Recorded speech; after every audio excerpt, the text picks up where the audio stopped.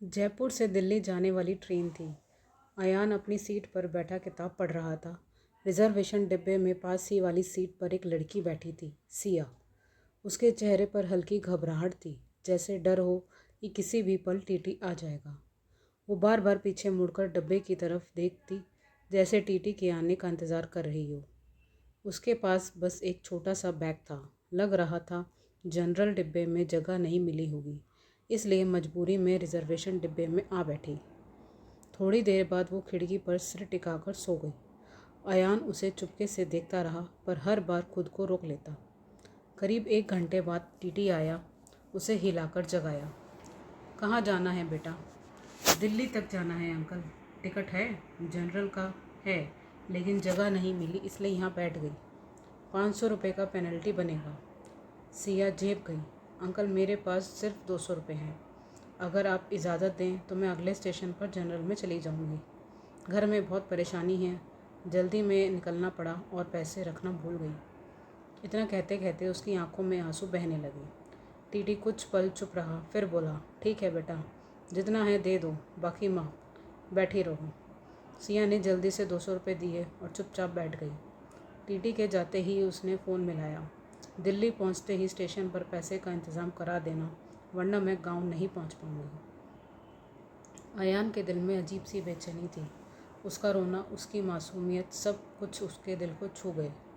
मन किया कि उसे पैसे दे दे, लेकिन एक अनजान लड़की से बात करना अजीब लग रहा था। फिर उसने अपनी जेब से 500 रुपये निकाले और एक छोटा सा नोट लिखा। बहुत देर से तुम्हें परेशान होते देख रहा हूँ। एक अजनबी होकर तुम्हारी मदद करना अजीब लग सकता है, पर मैं तुम्हें रोते नहीं देख सकता। ये पैसे रख लो, कोई एहसान मत समझना। जब चाहो मेरे एड्रेस पर लौटा सकती हो। एक अजनबी हमसफ़र। अयान ने चाय वाले से कहा कि पैसे और नोट सिया को दे दे, लेकिन ये ना बताए कि किसने भेजा।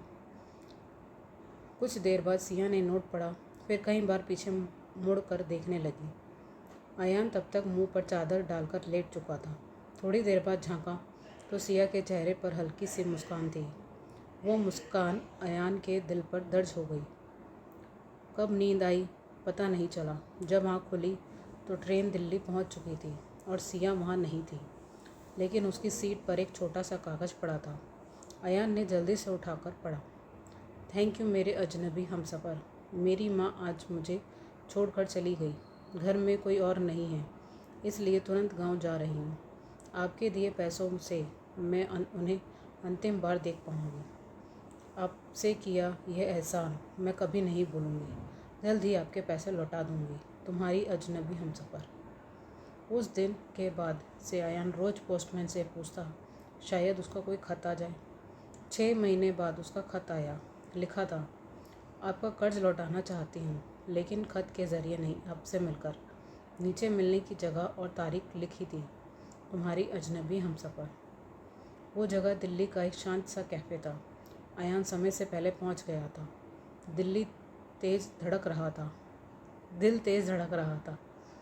करीब 10 मिनट बाद सिया आई। वही मासूम चेहरा, वही आंखें, पर इस बार उनमें दर्द की जगह सुकून था। उसने अयान को देखते ही हल्की मुस्कान दी और सामने बैठ गई। आप ही हैं मेरे अजनबी हमसफ़र। अयान मुस्कुरा कर सिर हिलाया। सिया ने पर्स से 500 रुपये निकाल कर उसकी तरफ बढ़ाए। ये आपके पैसे। अयान ने धीरे से कहा, ये पैसे नहीं थे, बस एक कोशिश थी कि तुम उस दिन अकेली महसूस ना करो। सिया की आंखों में नमी आ गई।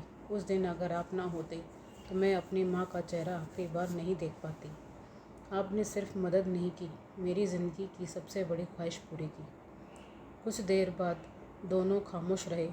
फिर अयान बोला, अगर उस दिन मैं तुम्हारी मदद कर सकता था तो आज तुम्हारे चेहरे पर यह मुस्कान देखकर खुद को सबसे अमीर महसूस कर रहा हूँ। सिया हल्का सा हंसी। आज मैं पैसे लौटाने नहीं आई, मैं आपको एक रिश्ता देने आई हूँ। क्या आप मेरे दोस्त बनेंगे? अयान ने उसका हाथ थाम लिया। दोस्त ही क्यों, शायद मेरी किस्मत में एक हमसफ़र लिखा है और वो तुम हो। सिया शर्मा गई, लेकिन मुस्कुराहट गहरी हो गई। उस दिन दोनों ने तय किया कि उनकी कहानी अब ट्रेन में छोटी मुलाकात की नहीं, बल्कि एक नए सफ़र की शुरुआत हो गई। आज 2 साल बाद जब भी अयान और सिया साथ ट्रेन में सफ़र करते हैं, सिया अब भी वही खिड़की वाली सीट पर बैठती है और अयान अब भी उसे देखता है, लेकिन इस बार बिना डर और बिना चादर के, क्योंकि अब सिया सिर्फ अजनबी हमसफ़र नहीं, अयान की ज़िंदगी की मंजिल है।